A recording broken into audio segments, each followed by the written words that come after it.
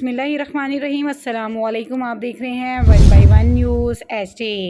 खबर शामिल करते हैं इलाका थाना सिटी कमालिया ज़िला टोबा टैक्सिंग से फजीलत बीबी जोजा नज़ीर कौम माछी बाउमर 36 से 37 साल सकना बहलूल वाला अपने घर की छत पर अपने शोहर और बच्चों के हमरा सो रही थी। किसी नामालूम शख्स ने दूसरी छत से आकर फजीलत पर तेज़ाब फेंक दिया जो उसके चेहरे, छाती और बाजुओं पर पड़ा। फजीलत बीबी बयानी है इस पर तेज़ाब अब्बास कौम माछी सकना बहलूल वाला ने फेंका है। फजीलत को रेस्क्यू 1122 के ज़रिए THQ कमालिया शिफ्ट करवा दिया गया। अमीन ASI मौके पर मसरूफ़ कार्रवाई, तलाश मुलजिम जारी है। एक बार आपको फिर बताते चलें, औरत का तेज़ाब से 40% हिस्सा जल गया।